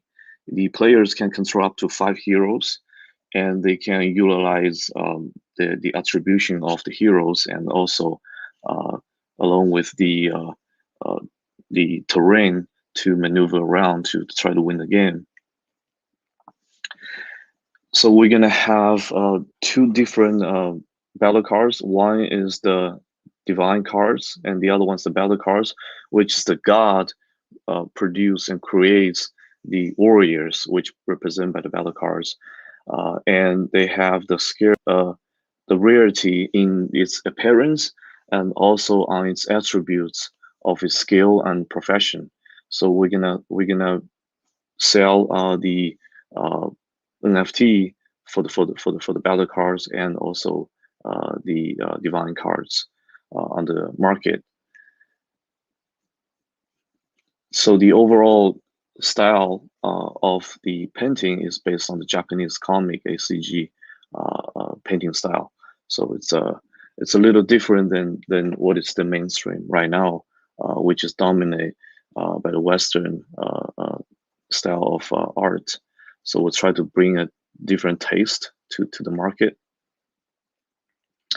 And this is some of our work. And more.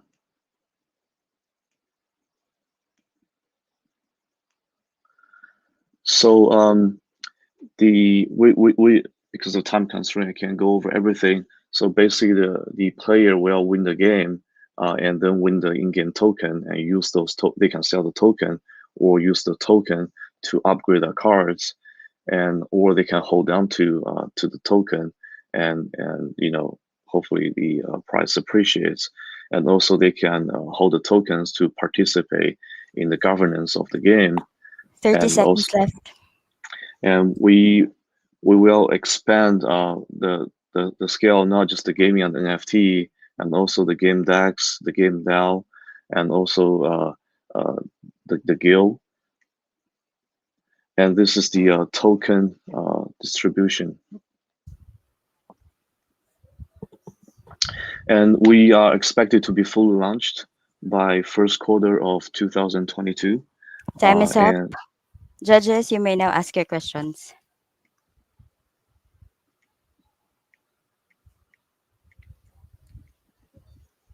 Judges, please ask your questions.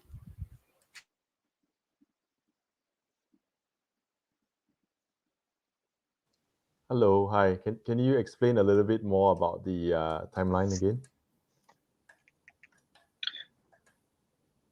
Yes. So we are launching the NFT sales next month, and then we're gonna launch the game. I believe it's in March 2022. And what will be the strategy, marketing strategy for go-to-market? The marketing strategy, what we're gonna do is we will collaborating with the key KOL to promote the project, and we're also going to do some organic growth through Discord, through referral, and we're gonna airdrop NFTs to do some organic growth. Yeah, that's how we're gonna do it. How large is the current community now? Currently, we do not have an existing community yet. We're in the process of building one, and we're gonna start our marketing campaign in August. I mean, in next few days after the vacation, yeah, of next week. Yeah. Thank you. Hello. Hi. Considering the target audience of NFT game players, don't you think the art style of like Japanese art style can be a little bit risky, because like target audience of the recent blockchain game users are quite like the art style are quite Western style. So how do you think of this? We see opportunities. 30 seconds left. Yeah, obviously we're trying to bring something different, and we feel we're bringing something different to the space. and we believe, you know, it's a global market. So even though now it's dominated by the Western taste, but we try to provide something different, and we believe it's going to grow in that aspect. So we try to be the first. We know it's really risky, and that's actually a choice. You know, of. Time is up. Thank you. Thank you, Thank you. Prometheus. Number 9 is next, the gaming project. Can you share your screen now, Sarang? Just doing it.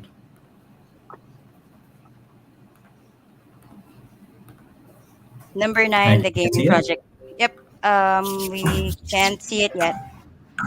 Yeah. Good evening, everyone. My name is Sarang Attri, and this is the gaming project, India's Timer starts now. India's first cloud gaming project. So before I get into the what, let me just briefly explain the why. Games, as you know, are getting expensive, but on top of it, anything required to play a game, whether that's an Xbox or a PlayStation or even a gaming PC, that's getting more expensive day by day. So the very simple thing me and my co-founder asked ourselves, given that we've been gamers all our lives, yet we're unable to play the games that we really, really want to play, was what if there was an alternative to this $1,000 gaming machine that generally someone buys?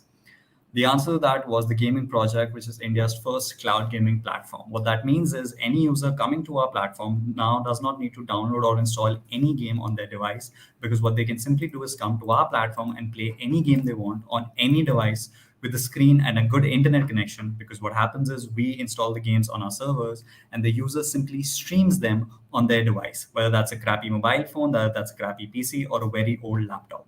All of the technology which runs this, which is our streaming code and the cloud architecture, was developed in-house by us. And the library itself works on two very simple models known worldwide. One is bring your own license, where your own license for a game powers it, or the library that we buy from developers, through commercial licensing. Cloud gaming is one thing which has been live and it's been used by our users for about a year. One thing which is about to go live is live streaming, which basically means any user now coming to our platform can play a game, yes, but they can also now simultaneously stream it to platforms like YouTube, Twitch, or even to our own platform. And they can basically control an audience, and simultaneously an audience member coming to our platform can watch these streams from our content, from these content creators. This basically opens us up for other revenue as well.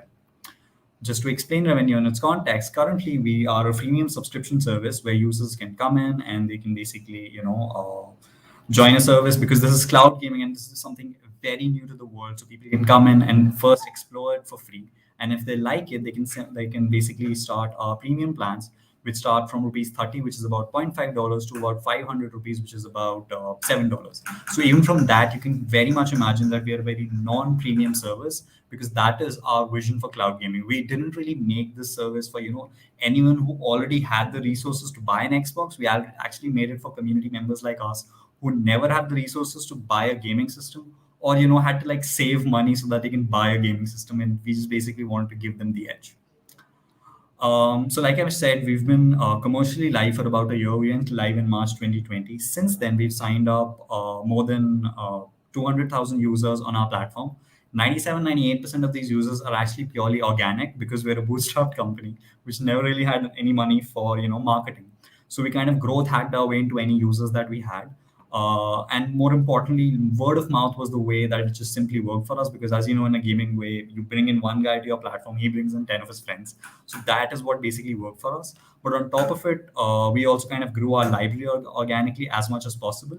And content creators online, which are people on YouTube and Twitch, they love our platform, because what happens is they can make videos of gameplay using our platform and then get them monetized on YouTube. And so a couple of their videos have gone viral to an extent that, we got 1,000 views or something in a very short span. We got 1 million views in a very short span of time. And because of that, we had so much traction come to our platform, because now what happens is, if you come to our platform and try to play a game, you basically end up in a queue. The team is actually about 4 people who have been doing this for about a year, including me and Manan, who's basically my co-founder. My background for this was I am actually ran my first venture, which is a hardware company, which is now incubated by India's foremost technological university. While Manan himself, his background comes from the fact that he's worked with India's biggest tech company, Reliance Jio, where he worked in their 4G AI and IT division. So from that also you can kind of imagine our dynamic. He's the techie, I'm the talker, and that's why I'm here. From an investment point of view, we currently are raising our first external round, which is for $500,000 for a runway of 12 months.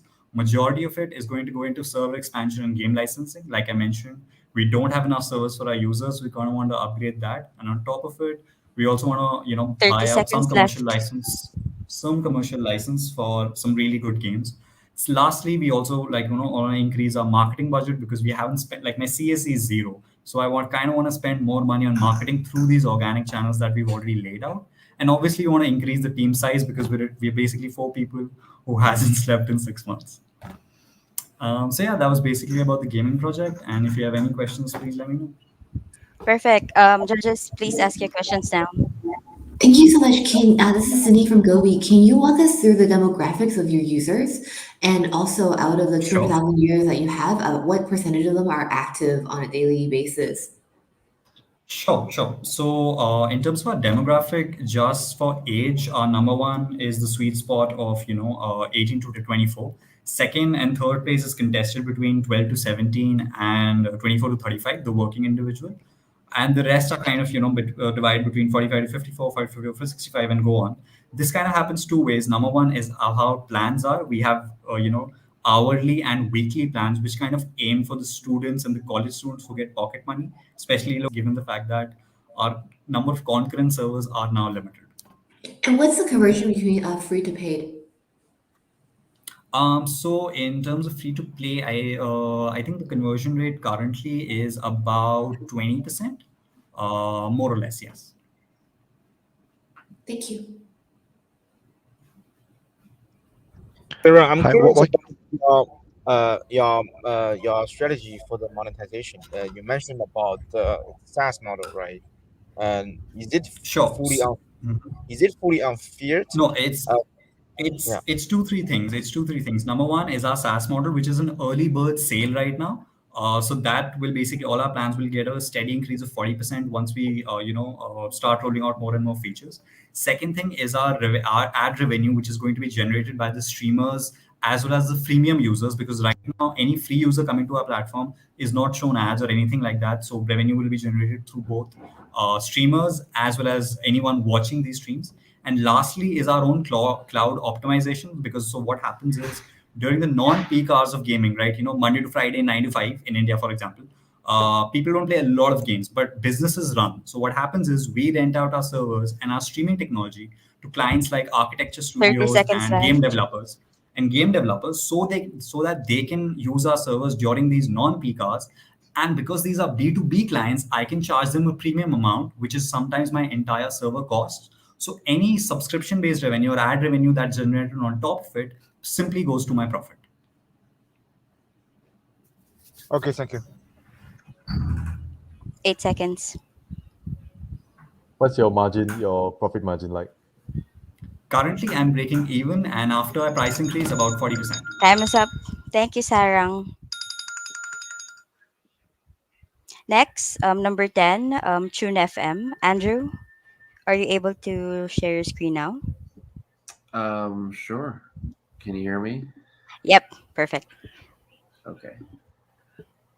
We're just waiting for your screen so we can start the timer. Okay.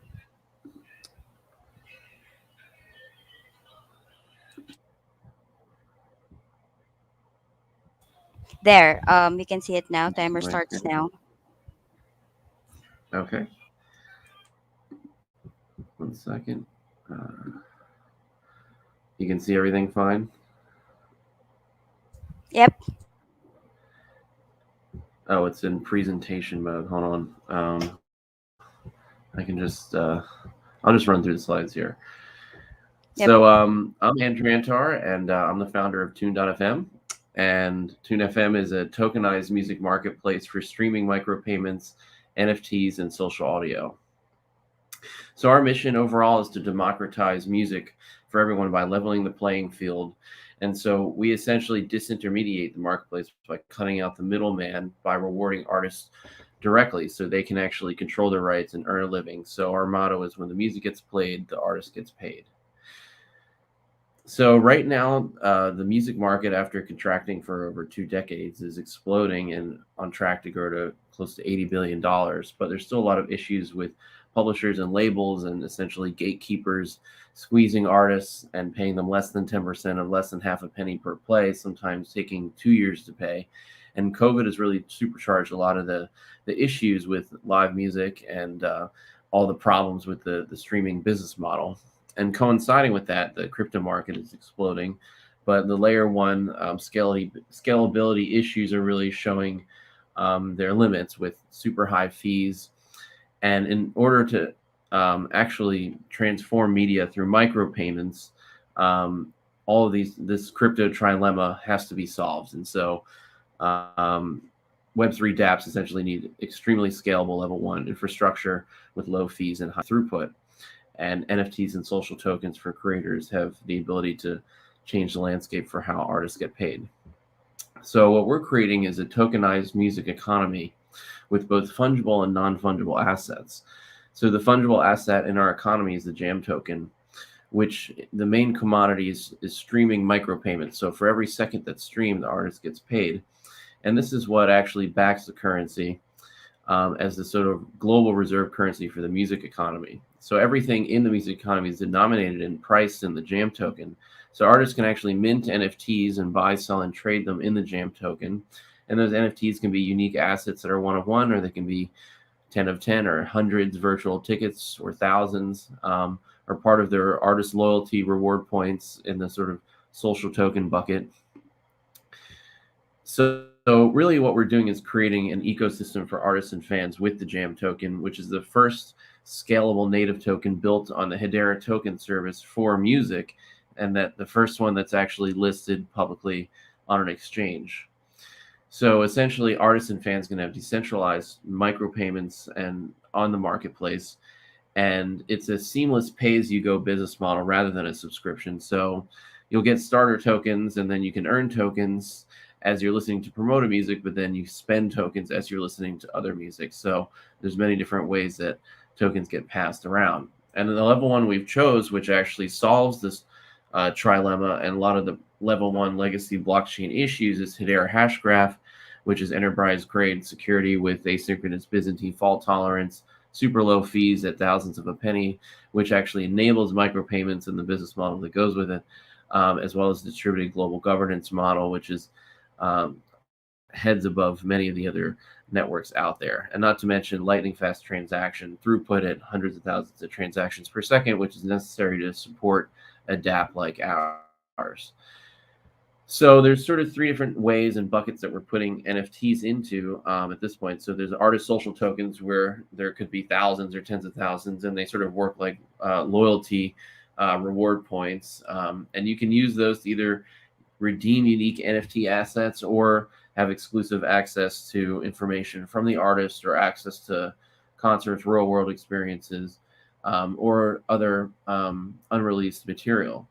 So this is a way that fans can actually invest in artists' future as they grow, and artists can raise directly from their fan base. But there's also ways that you can mint 30 seconds left. Limited releases as NFTs, and they can be limited in many ways. And then there can be ticketed NFTs for live social audio experiences.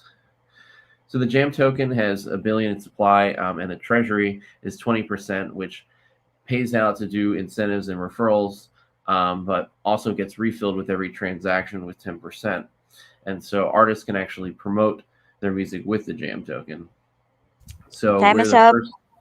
Okay. Judges, please ask your questions now. Thank you. Sure. Why Hedera Hashgraph? Do you get some ecosystem support from them? What about your multi-chain strategy? Yeah, so we are getting ecosystem support from Hedera Hashgraph. We're getting up to 5 million HBAR through their foundation. But also we're building interoperability with bridges like Hashport to Polygon and Ethereum to access the DeFi liquidity markets. But we're currently listed on the BitTrue exchange in Singapore. And the main reason for Hedera Hashgraph is not just the ecosystem supports really the technology, the fact that it's ABFT, so the highest security, the highest throughput, the lowest fees. And the token service is a native token service that doesn't use smart contracts. So our token is actually has the same exact code as HBAR, which is the native token for Hedera.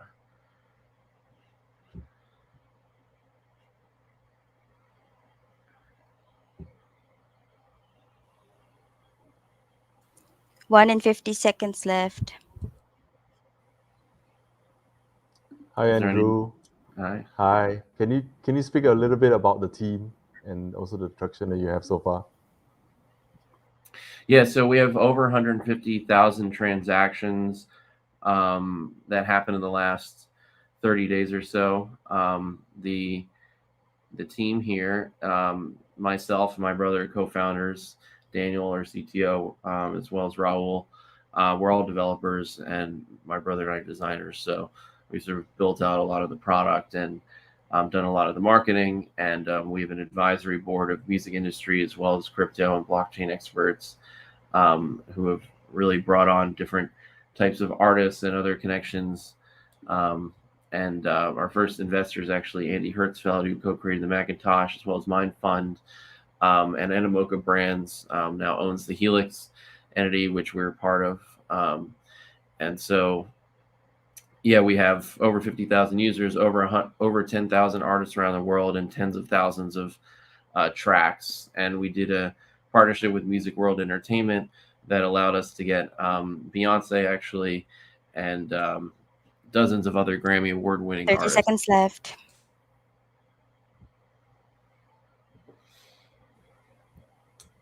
Any more questions? Essentially, we're a hybrid between SoundCloud and Spotify in a way that we can work with the big three and get the 30 million song license catalog, but also have the long tail of 100 million songs that are out there around the world.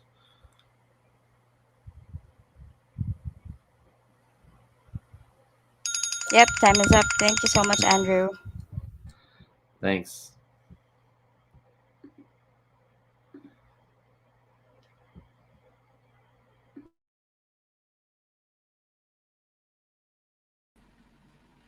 Yeah, well, I think that's the end of our session for all the startup pitching. So thank you very much, all the projects for joining.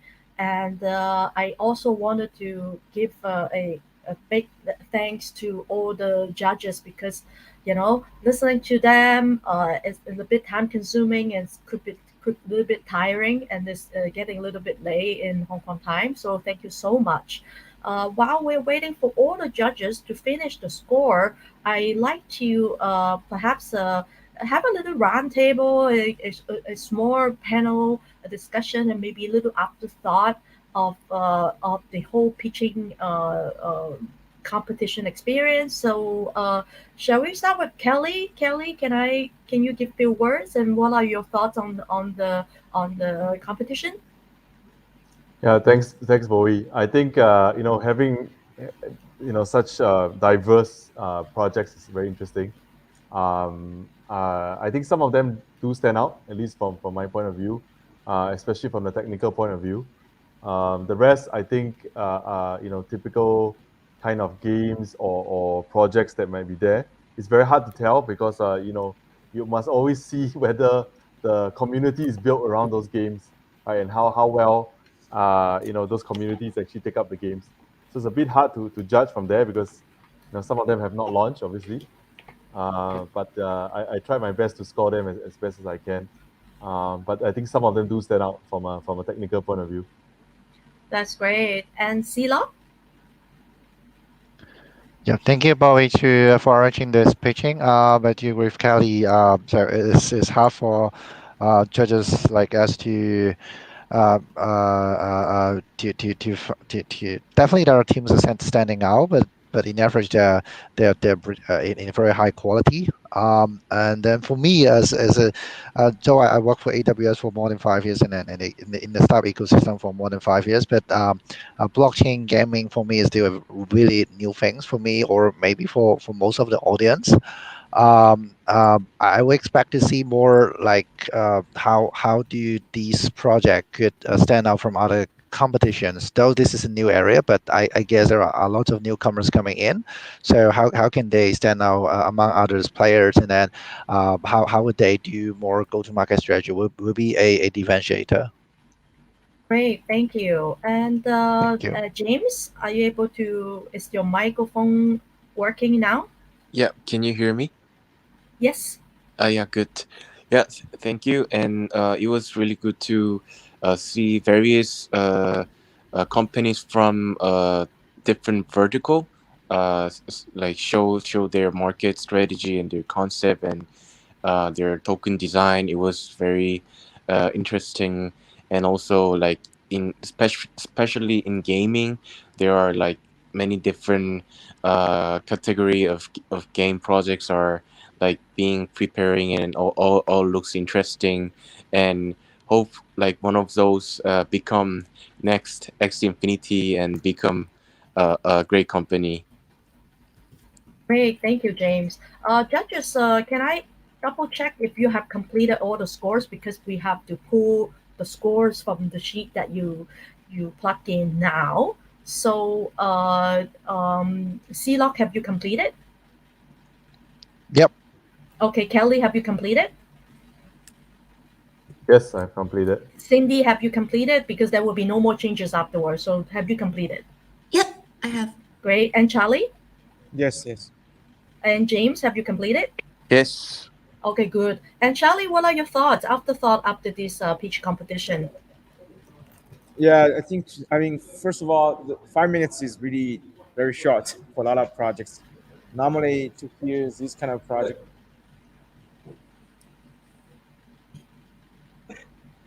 I just met one of my good friend in the hotel. Yeah, I think 5 minutes for pitching is pretty tough. To be honest, I think some of the pitches didn't even finish, right? I think across the games, some of them I'm quite familiar with the game type, right? They are in the right track on R&D, but they need, as what Kelly said, I agree. They need a good go-to-market strategy and community building, right? I think time will tell. But I wouldn't really be very judgmental to say which game is worse and better than the others. And um, and then we basically seeing some other metaverse or protocol layer project. I think for them that's pretty interesting to be important building blocks for the future of Web3 or metaverse, right? So curious to see how they will roll out. Yeah, and looking forward to see all these guys can and how the product will deliver, right? And so far, I don't see any product can do a live demo yet. So pretty much everybody is kind of early stage. But yeah, we'll see how it goes after the product get built. Great. And Cindy? Yes, thank you, Bowie, for bringing together such a diverse group of founders. Can you show your video, please? Sure thing. Thank you for bringing together such a diverse group of founders. I think you can see in our background, we have our little portfolio wall too. It's great to meet a very diverse group, and also learned a lot listening to other judges. So hope to have more events like this going forward. Great. Thank you so much for all of your time, because listening to the pitch, I agree 5 minutes is short. I think our shortlisting event was even shorter. I think we only have, if I remember correctly, that was it 4 minutes plus 2 or 3 minutes plus 2? Actually, it was 3 minutes plus 2 because we have quite a lot of startup applications for the pitch competition, and I did not want to have another shortlisting event. I combined all into one. So I have 3 judges helping me to shortlist them. And this one actually is, we are giving a little bit longer time for the startup to pitch. So my next question, goes to all the judges. It's like, how do you, like, what will be the first, maybe the few criteria that will check your box, that will, easily can get to your door to talk about funding opportunity? So why don't we start with Charlie? I think the deliverability is one important thing, right? To check the team, check the track record, or check the experience, and how he articulate the the launching strategy is important, right? If there's mumbling a bit on the launching strategy, I will seriously put a question mark or red flag. Right? Deliverability is a major thing I would assess. The other thing is the scalability, right? Is this a really small niche? They never can be a big thing, or it's going to be a potentially a really large ecosystem, or the next big thing, right? So I think these two things I care a lot. I see. And CLOC, what will the AWS perspective that will attract your company to provide the cloud credit service? Any tips you can share? Yeah, thank you, Bowie. For us, we don't have any specific criteria. So from what we believe is every startup or every technology company's internet business, they do need cloud, right? So even right now, we put a focus on NFT companies because as one of the startup has mentioned, or also they put the files, the content on IFPS as well as on AWS. So because you definitely need a place to store your contents, even for you doing a decentralized blockchain companies. So for us, no matter what you're doing, you somehow need some cloud computing or cloud storage need. So we are here to help. So, but for me to evaluate a startup or more taking on how is the market size? How much they can take from the market? So even it's a niche market is okay, but if you can dominate in a niche market, is even a better solution, even a better startup from my standpoint. Thank you for sharing. How about you, Cindy? Thank you, Bowie. I think depends on the stage of the startup, but if they're raising later stages, then definitely their traction.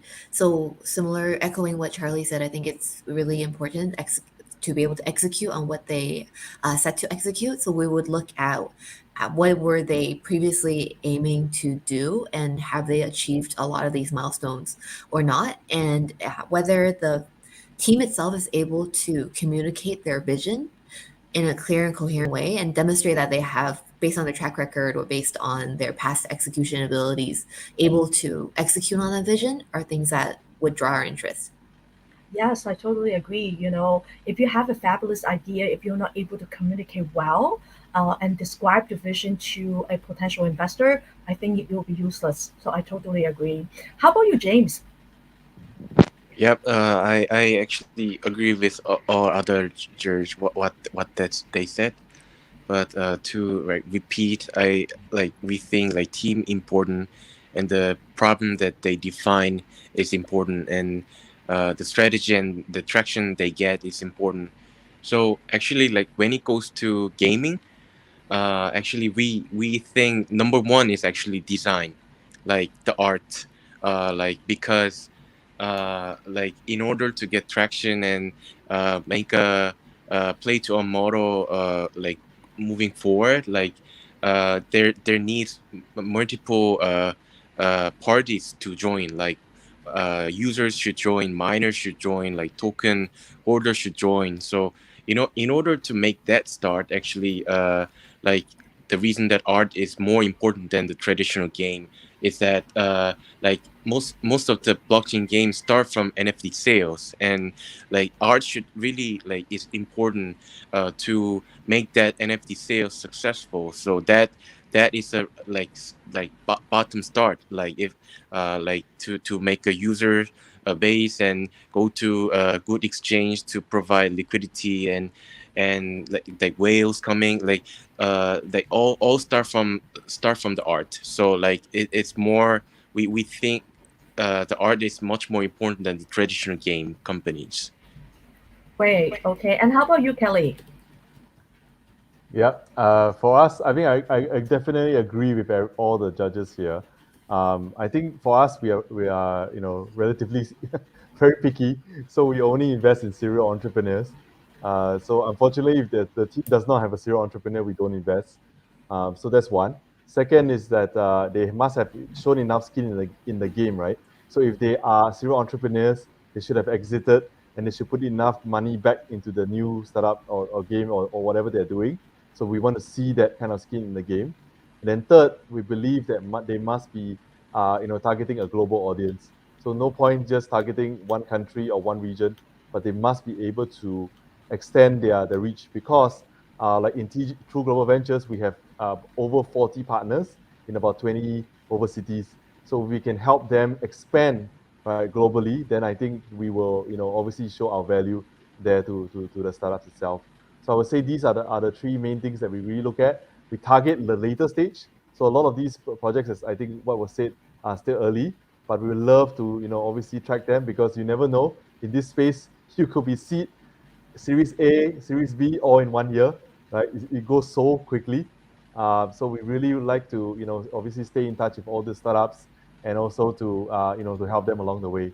When they're ready to go into Series B and Series C, then obviously we can help to fund them. Yeah, you mentioned about help, right? Certainly, I totally agree. That must be some strategic angle where investor can help, right? So, Kelly, from True Global Ventures point of view, can you describe what kind of help you can bring into the startup? Yes, so because we invest only in serial entrepreneurs, a lot of us in the portfolio, or as well as in the network, we are serial entrepreneurs ourselves, or ex-serial entrepreneurs. So we help them actually not only find the next round of funding, we also help them to find clients, we help them to find partners, we help them to exit eventually also. So we do the whole mile, right, from the start of investing all the way to exit. So it's basically like a serial entrepreneurial partner that works with them as serial entrepreneurs. Great. Okay. And I also know that you do, like, True Global Ventures does event all the time, right? So can you tell us a little bit about what kind of help, or can they be speaker at those events? Sure. And I think some of these startups will definitely be coming and speaking very soon. So we do these events every 6 weeks, which basically is a global event where startups, investors, they speak about the latest things about blockchain, about NFTs, about NFT gaming, anything to do with technology. We basically invite them to speak every 6 weeks, and then we actually have a breakout room where investors and startups will start to network in a virtual sense, and that's where the deals are actually being done. So we do this every 6 weeks now for a global audience. Great. Thank you. I'm coming to almost to the end of our session. I almost got the winners on hand. I'd like to ask each of the judge to give some final words to everyone, to the audience today. And if anyone wanted to get in touch with you, what can they do? Why don't we start with Charlie? Thank you, Bowie. Yeah, I'm actually in an event space, going to enter a late night event now.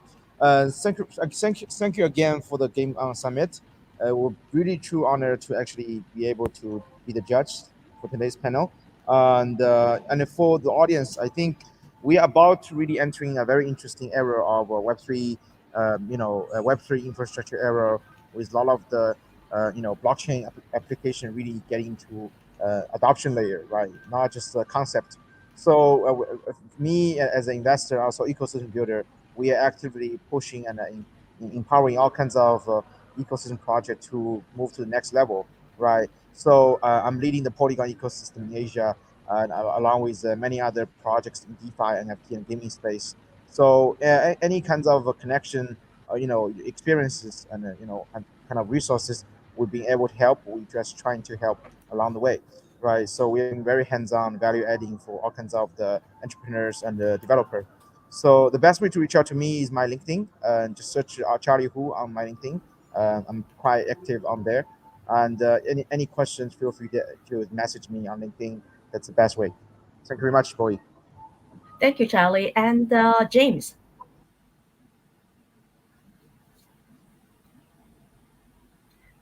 If James is not able to speak, then maybe Cindy? Sure, thank you, Bowie, and thank you everyone for having me today. As always, we're honored to be part of the ecosystem. It's great to see such a booming and growing ecosystem. Each time we're able to meet more founders, we realize how much and how quickly the space is growing. Like Kelly said, not very uncommon to have a seed, Series A, Series B within the same year. So very, very excited to see the growth and the amount of support that is available to all the founders. The best way to find me would also be on LinkedIn. Simply search Cindy Gobi, and you should be able to see me there. Thank you. Thank you, Cindy. And Silok? Thank you, Bowie. I encourage every startup entrepreneurs or startup founder to be reach out to any AWS startup rep in your region. So our team consists with over 300 team, members right now globally, and then we cover almost every continent. And then you can definitely find someone from our team in your country. So reach out to us. We offer lots of support for any kind of startup, no matter you're doing in blockchain, gaming, NFT, entertainment, or in DeFi, fintech, whatever you're doing. We are happy to here to support you. Reach out to us. If you cannot find the local support, just contact me. So you can definitely find me on LinkedIn with the same name, Silok10. Then you can connect to me. Thank you. Great. And last but not least, Kelly. Yeah, so if you search on LinkedIn, look for Kelly Chu. I'm not a dog. I'm not really a dog, so don't look for that. And if it's the first guy there, usually it's a guy, right? I'm a guy, not a lady. That's usually me. So you can message me, and I'm very responsive on LinkedIn. So that's the best way to reach out. Even if you're early, let's say you're seed or Series A, just reach out and we'll see how we can help you. Great. Okay, I'm on the share screen now. We have a winner. Let's go to the third place.